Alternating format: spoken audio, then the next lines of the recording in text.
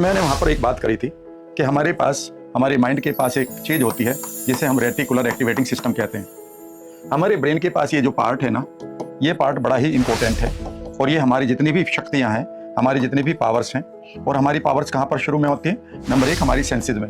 तो ये हमारी सेंसेस को पूरी तरह से गाइड करता है या कंट्रोल करता है।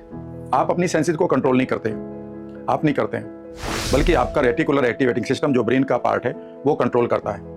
मान लेते हैं आपको, आपकी आंखें हैं, ठीक है ना, ये आंखें हैं, इसको हम विजुअल सेंस कहते हैं। आपके कान हैं, ठीक है ना, हम इसे ऑडियो सेंस कहते हैं। आपके पास स्किन है और मसल्स हैं, ये आपकी फीलिंग सेंस है, ठीक है ना। इन 3 सेंस को समझाने की कोशिश करता हूँ। आप गाड़ी चला रहे हैं और अचानक शाम को आपके पास कुछ करने को नहीं है, यानी कि आपका रेटिकुलर एक्टिवेटिंग सिस्टम में कोई प्रोग्रामिंग नहीं है, नो प्रोग्रामिंग इज देयर। और उस टाइम मान लेते हैं आपके पास सडनली एक रेस्टोरेंट दिखाई देता है, एक बार दिखाई देता है, एक मॉल दिखाई देता है, तो आप क्या करते हैं? चलो यार मॉल में चलते हैं। तो आपने चूंकि इसे देखा या ये आपके अंदर पिक्चर बनी और आप इस मॉल में घुस गए, तो आप ये नहीं मत समझिएगा कि आप घुस रहे हैं। यह आपकी सेंसेस पिक्चर को बना रही थी, हजारों पिक्चर वहाँ बन रही थी आपके दिमाग के अंदर भी और बाहर भी।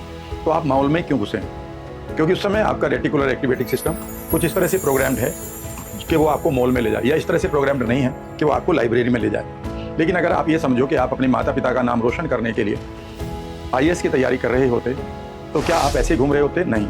सचमुच में नाम रोशन करने के लिए अगर आपका रेटिकुलर एक्टिवेटिंग सिस्टम प्रोग्राम हो जाता पॉजिटिवली, तो आप उस समय क्या मॉल में घूमते? आप कहेंगे नहीं, और घूमते तो जल्दी से बाहर निकल आते। तो फिर आप कहाँ जाते? किसी लाइब्रेरी की तरफ जाते।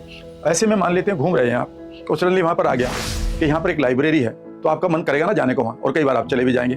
तो इसका मतलब ये मत कहिएगा कि मैंने लाइब्रेरी को अट्रैक्ट किया है। असलियत में लाइब्रेरी ने आपको अपनी तरफ खींचा है, क्योंकि